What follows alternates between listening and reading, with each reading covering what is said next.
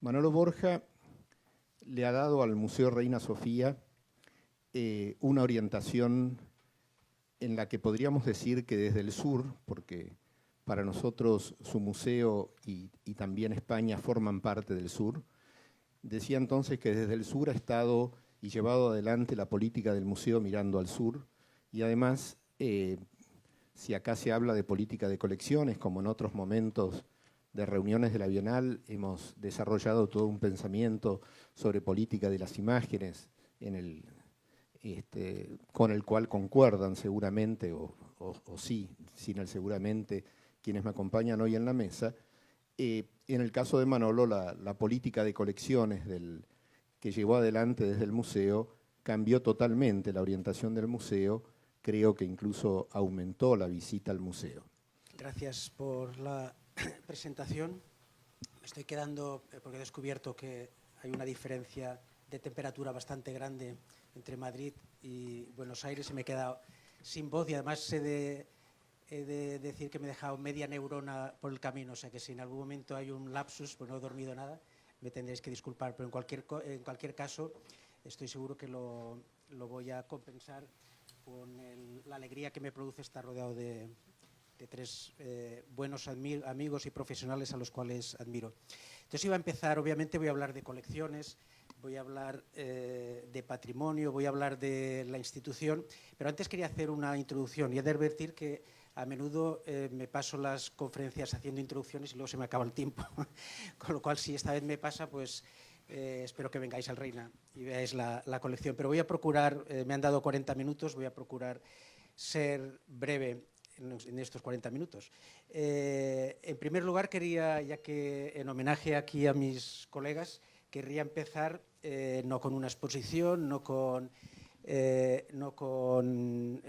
la colección, sino con un acto que se hace a menudo en los museos, con dos grandes, bueno, de hecho tres grandes colegas, T.J. Clark, Anne Wagner y Charo Peiró, mi jefa de colecciones, que estamos en una mesa con el consejero de Cultura del momento, con el sponsor típico del momento y detrás la exposición que presentábamos, que era una exposición sobre el camino de Picasso, el camino que llevó a Picasso a hacer el Guernica, que tiene que ver con el libro que ya conocéis de T.J. Clark sobre la verdad en Picasso y con una exposición que obviamente hicimos. Por otro lado, hay un póster que hizo Rogelio López Cuenca en Málaga, bastante irónico, sobre un pintor que ha desaparecido en la ciudad de Picasso y que estaba hecho para una exposición que tenía que dar T.J. Clark en Málaga.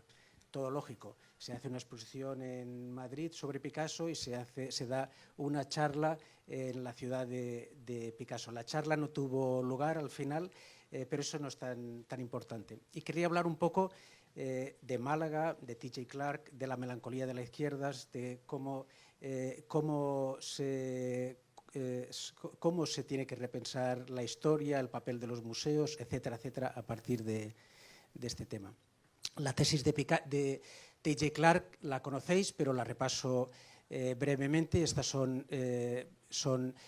imágenes de las salas. En estas imágenes se ve T.J. Clark habla de que Picasso en los años, a mediados de los 20, tiene una doble crisis, una crisis que es personal y política y otra crisis que es artística. Por un lado es el gran genio, el gran artista, es consciente de que es el artista del siglo XX, es consciente de que el siglo XX se medirá a través de su arte, pero el siglo XX que él había conocido, el siglo XX de los estudios, el siglo XX donde todo estaba al alcance de la mano, es decir, de la propiedad, donde todo se podía coger, donde hasta el deseo se podía tocar, donde las habitaciones estaban cerradas, donde había un nuevo lenguaje, el lenguaje utópico del cubismo. Ese mundo estaba desapareciendo con el inconsciente, estaba desapareciendo con el surrealismo, estaba desapareciendo con una generación de artistas mucho más jóvenes que él y estaba desapareciendo porque la política estaba cambiando, los autoritarismos, los fascismos empezaban a aparecer. Aparte, obviamente en Picasso siempre hay una cuestión personal, está con Olga, está con María Teresa, aparecerá Dora y tres mujeres son tal vez demasiado incluso para Picasso. Entonces,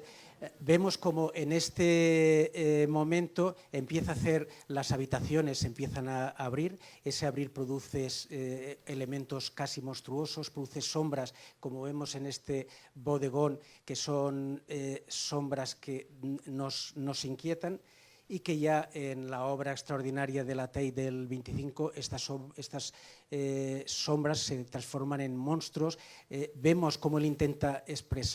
representar el exterior, esas puertas que se abren, pero el exterior acaba siendo violento, es el agujero que penetra a la mujer de la izquierda, y vemos como cuando se dirige al exterior, este exterior deja de tener color, son monstruos. Esta es una obra de la cual la otra, la de la derecha, no sé si mi derecha es la vuestra o no. La izquierda, la izquierda, es una obra de la cual nunca se quiso desprender. Son monstruos que te acogen, que te abrazan y que tienen algo realmente terrible y que además no acaba de saber representar. De hecho, aquí casi nos hace una ironía sobre la pintura. Esta es una obra sobre los poderes, sobre el potencial de la pintura. Es una obra también de estos mismos años. Es una mujer en un sofá, pero en un sillón. Vemos que detrás hay como una especie de cuadro. Vemos que nos está indicando, los colores son de Mondrian. Vemos que nos está indicando que conoce perfectamente todos esos lenguajes, que podría hacerlo, pero hay algo imposible, hay algo ridículo, hay algo kitsch en esta pintura que le imposibilita representar el terror de esta época. La respuesta, otra de los elementos de búsqueda, es lo grotesco, la caricatura, como por ejemplo este retrato de la marquesa del culo cristiano echándole monedas a los moros entrando en España, y vemos como digamos, trata de involucrarse en una época a través de la caricatura. El resultado, y ahí he hecho trazo gordísimo, podéis digamos, recoger más elementos en el texto de T.J. Clark. Con el catálogo que hemos hecho es el Guernica, esta obra extraordinaria, que es una obra teatral, es una obra de historia, es una obra, hay este elemento teatral que ya se veía en la obra de 1925, es una obra anacrónica, una obra en blanco y negro, una obra que recoge los medios, la fotografía, el cine, pero está hecha por pintura, con pintura, está hecha con un método que era una técnica que era anacrónica, que para Picasso ya era anacrónica, es estar fuera del tiempo, es lo que le permite recoger, representar el tiempo, como veremos después cuando expliquemos un poco cómo hemos contextualizado el Guernica en el Reina Sofía. Hasta ahí la tesis de T.J. Clark. Esta es la conferencia que nunca dio. T.J. Clark es un gran amigo y lo adoro y lo admiro, eso no es crítica. La conferencia que tenía que simplemente, digamos, una constatación de los límites de cierta crítica institucional, los límites de cierta melancolía. La conferencia que tenía que haber dado, esto es lo único extraño, no era en el Museo Picasso, no era en el Centro de Arte Contemporáneo, era en la Casa Invisible. Es una casa ocupa, una casa que de algún modo supone una ruptura en la estructura museográfica de Málaga. Málaga es una ciudad con un clima envidiable, con unas infraestructuras muy buenas, una ciudad que vive del turismo como un elemento importante en su economía y en la cual, y ahí entramos nosotros, los museos forman parte importante. Esto no es nuevo, lo sabemos que desde los 90, solo que como ya decía Marx, a veces la historia se repite a menudo como farsa. Entonces a veces tenemos en este caso un Museo Picasso sin muchas obras, en el cual las obras están más en los contenedores que realmente en las obras, y no hay ningún problema. El problema de esta turistificación de las ciudades, de las cuales los museos son arte, la cultura, el arte muy a menudo es arte y parte, es que tiende hacia la privatización, que tampoco hay un problema en sí. El problema es cuando el beneficio va por encima de las personas, que tiende hacia la guetización de la ciudad, que tiende hacia un deshacer de la vida cotidiana, que tiende hacia, como decía Marina Garcés, hacia una riqueza que nos empobrece. En ese contexto realmente hay un problema, como se está viendo en algunas ciudades, un problema que además tiene que ver con el conocimiento, tiene que ver con los usos del arte. Mirando por internet me di cuenta que había tantos museos Picasso como reliquias de Santa Teresa de Jesús. Y claro, si vais a los sitios donde hay reliquias de Santa Teresa o donde se supone que están los restos de Santa Teresa, las tumbas suelen ser así de pequeñitas porque no queda prácticamente nada. Con los museos a menudo puede ocurrir lo mismo, no solo en colecciones, sino que también en ideas, y ahí es el problema. Un problema que en algunas ciudades como en Venecia ya no se habla, ya no se refiere a la gentrificación, esa terrible palabra inglesa, sino que hablan literalmente de éxodo. Hablan literalmente de exilio, de gente que tiene que irse de su ciudad, de una ciudad que acaban de ponerle tornos para que la gente pueda entrar y deje de entrar cuando esté llena, como un parque temático. Sabemos que eso está ligado a la voluntad de mejorar, de cambiar los barrios, como nos ironizaba Jaque en esta pieza que hizo en Madrid, pero me saltaré. Y curiosamente, voy muy rápido, curiosamente esta apertura, esta falsa democratización, esa transformación de la cultura en un elemento meramente de consumo, esta transformación de los ciudadanos en consumidores, va unida no de una apertura, sino más bien de ciertos dejes de autoritarismo, ciertos dejes de intolerancia respecto a elementos que son distintos. Si vemos vemos lo que está ocurriendo en algunos museos, si vemos lo que le ocurrió a Judith Butler en Brasil no hace mucho tiempo, cada día se dan más casos donde se pide que se retiren obras. Esta fue algo que se nos pidió a nosotros y hubo un elemento de juicio en ella y, por tanto, curiosamente, esta apertura va ligada a intolerancia, va ligada a que si los museos, si la cultura tenía mucho desde la herencia clásica, desde la tragedia clásica, donde sabemos que se podían debatir los elementos, los peores instintos, los deseos más ocultos del ser humano, esto empieza a ser un problema de intolerancia pura y dura, y empieza a ser un problema también de mecanismos de producción, de burocratización de la cultura, de modo que o nos convertimos en consumidores o nos convertimos literalmente en autómatas, y ni una ni otra tienen que ver con lo que estamos defendiendo. Curiosamente, cuando esta crítica es una crítica que tiene que ver con la comunicación, que tiene que ver con el consumo, que tiene que ver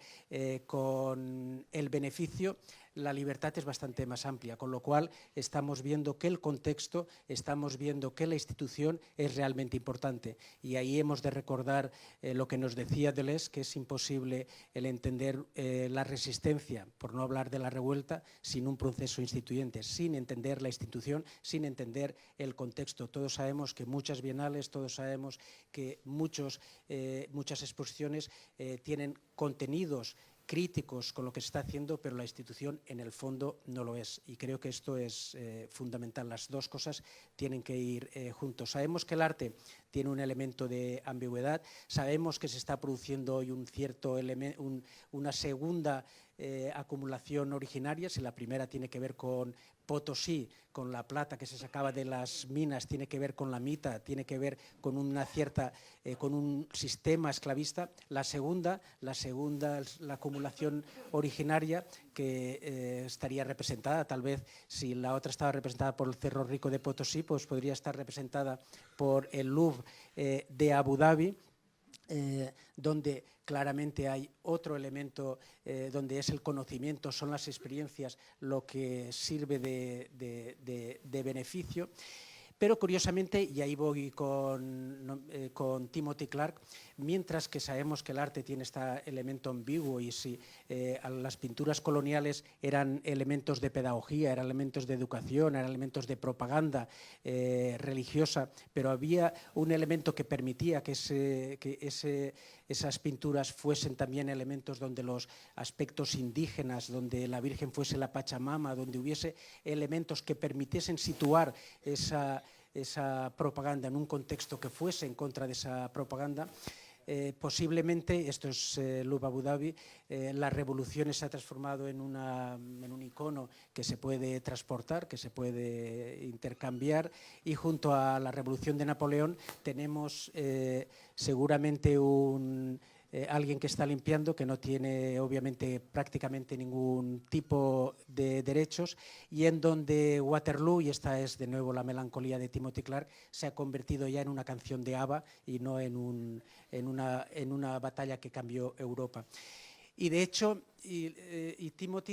Clark tiene una cierta ambigüedad. De hecho, en una de estas imágenes que aparecen en Afflicted Powers, el libro que él hizo con Retort, este grupo con el cual él trabaja, aparece, la escena es en la ONU, es cuando se va a declarar la primera guerra a Irak, y en el paño azul lo que está cubriendo es una representación del Guernica. Por un lado, sí que nos habla de que hay un cierto poder de las imágenes, pero por otro lado, en el fondo, al final, Timothy Clark, como una gran parte del mundo de la cultura o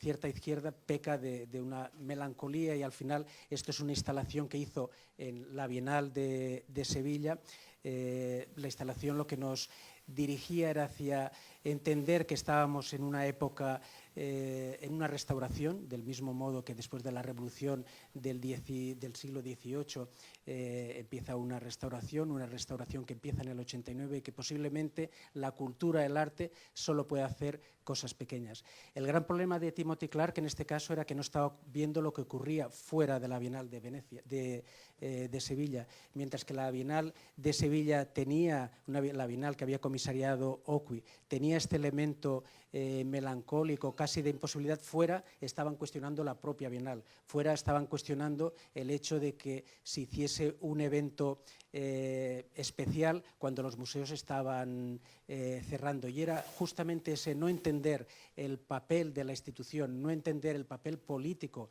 de la estructura, lo que seguramente le llevaba a Clark, como decía, esta melancolía, ya posiblemente el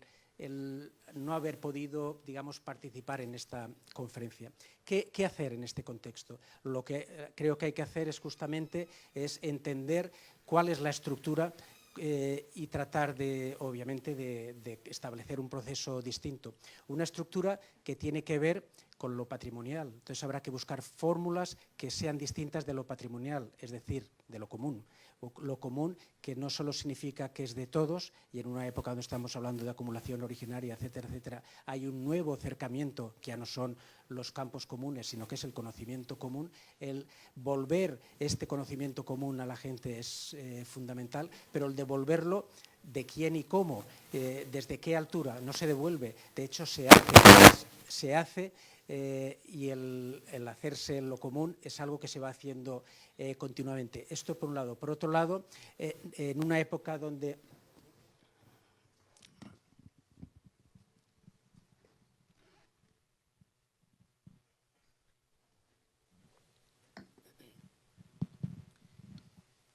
En una época donde todo se transforma, donde Waterloo se transforma en una canción de un grupo, de un conjunto musical, todo se transforma en un fetiche, igual será importante desfetichizar las obras de arte, y eso quiere decir rehistorizar las obras de arte. Rehistorizarlas quiere decir dos cosas: contextualizarlas, y quiere decir también llevarlas al presente. El tercer aspecto es decolonizar, en una época donde hay esta especie de autocolonización, decolonizar el museo. Y luego, finalmente, en una época donde todos los museos son o locales o nacionales, el crear estructuras que sean internas, y donde lo nacional se ha convertido en una especie de policía para asegurar que ciertas cosas, ciertas estructuras económicas se hacen. Internacional el museo, y además situarlo también a nivel local. Y esto quiere decir dos cosas: sostenibilidad y solidaridad. Y ahora un poco explicaré cómo estamos intentando hacer esto en el Reina Sofía. Cuando llegamos, la colección del Reina Sofía y Guernica estaba también estructurada de acuerdo a esta cosa de la historia, ¿sabéis? De Kraus, de la historia del arte como historia del nombre propio. Habría una gran colección de Miró, una gran colección de Juan Gris, una colección de Dalí, y obviamente una colección de Picassos, donde estaban todos: Picassos de los 60, Picassos de los años 30, el Guernica, pero parecía que estaban, para mayor gloria de este artista, para ver las maravillas, el poderío de una institución, más que para realmente entender procesos de cambio, procesos de ruptura. Ahí veis un poco las salas, y cuando había elementos históricos, como en una exposición donde se puso el Guernica junto a obras de Manet y obras de Goya, había historia, pero la historia era como un continuo donde había estos grandes autores, hombres todos, Picasso, Goya, Velázquez, que llegaban a la actualidad con Tapies, con Saura, con autores más contemporáneos, donde no había diversidad, no había ruptura, no había artistas mujeres, no había colectivos, no había anónimos, donde no aparecían aquellos que no habían tenido voz o habían tenido espacio para escribir, no había el exilio, no había la diáspora, parece que la historia solo la escriban los que tienen territorio, no había, cuando llegamos al Reina Sofía, no había nada de los exiliados españoles, ni los franquistas, y esto es por razones obvias, escribieron sobre ellos, pero tampoco los intelectuales, los historiadores de izquierdas que se quedaron en España tuvieron demasiado interés en saber lo que estaba ocurriendo fuera de España. Esa otra historia creo que es importante. Una historia que, por otro lado, los dispositivos que se presentaban, como veis, eran dispositivos que nos recordaban bastante a los dispositivos del MoMA, unos dispositivos neutralizados, unos dispositivos en los cuales todo, incluso hasta los monstruos, están a un nivel humano. Como veis en la exposición de esculturas que hizo Dan Noncourt, estas figuras monstruosas que reflejan, con el cual Picasso quiere reflejar este momento de los años 20 y 30 que se le escapan, ahí tienen una altura totalmente humanizada. Entonces, ¿cómo hacer esto? Básicamente, con relación al Guernica, lo hemos hecho con 4 derivas. Por un lado, reforzando el proceso del cuadro a sus materiales. Está el cuadro, está el proceso, tanto que se ve tanto con las fotografías de Dora Maar, de paso sirve para reivindicar la figura de una fotógrafa, la figura de esta artista en relación a Picasso, los dibujos, el proceso de Picasso, cómo va cambiando las figuras, cómo vemos a través de algunos dibujos que el espacio era fundamental para Picasso. Estos son dibujos en los cuales sitúa el Guernica en relación con el propio pabellón, en relación con el espacio, cómo hay elementos de una iconografía femenina que son muy importantes, y esto sería otra, cómo el Guernica se hizo en relación a los medios de comunicación, de ahí que esté ese documental de la guerra civil enfrente del Guernica, y cómo Picasso utilizaba, sabemos que Picasso tenía un archivo muy importante de fotografías de la guerra civil, es un archivo que está en el Museo Picasso en estos momentos. Vemos que algunos de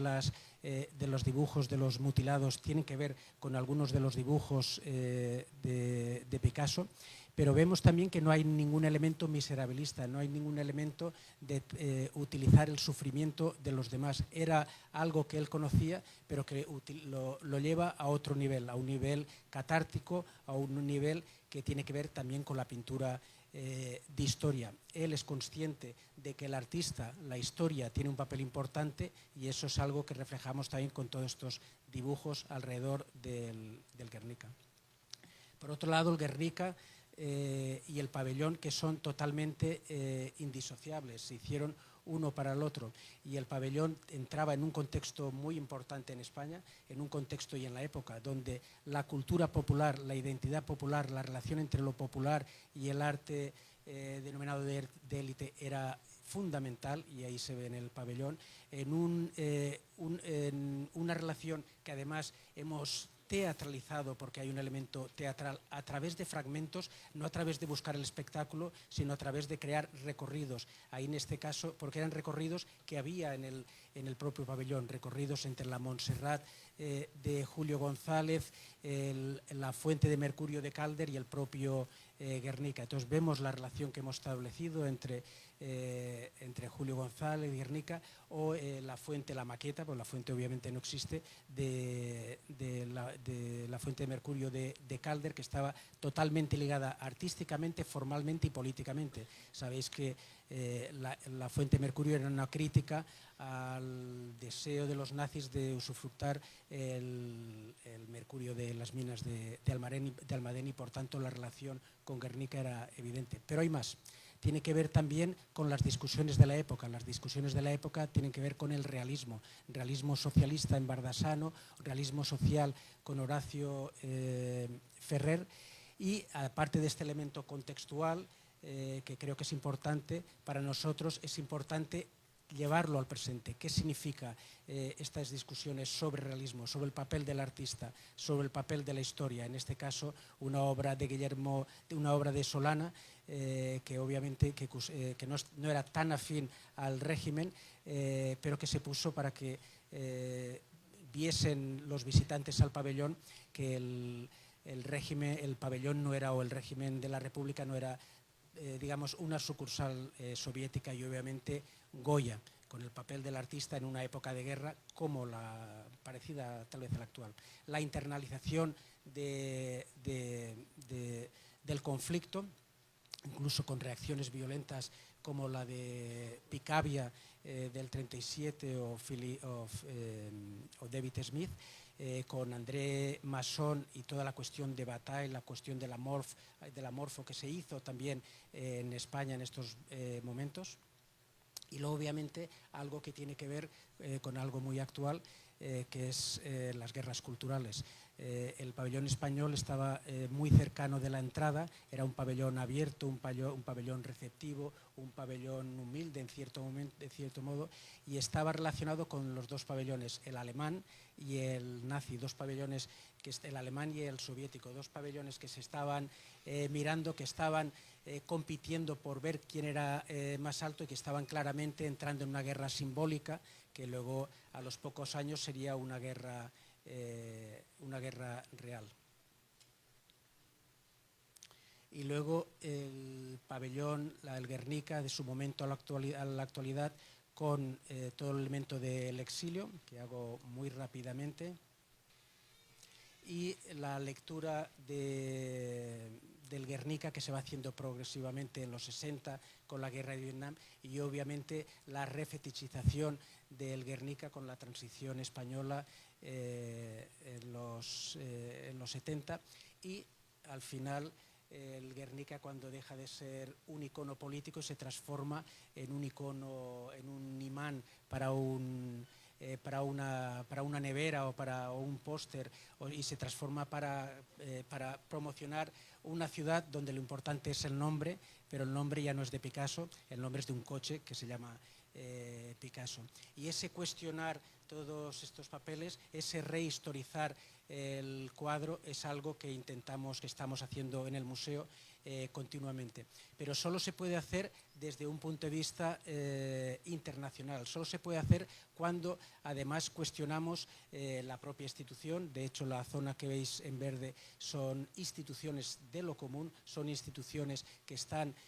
trabajando desde otro punto de vista. Con la red de conceptualismos de Sur se trabaja los archivos, pero archivos que continuamente se van renegociando, que no son propiedad de nadie, y ese cuestionar el elemento patrimonial es fundamental. Y del mismo modo que es fundamental el crear esas estructuras internacionales, pero al mismo tiempo que tengan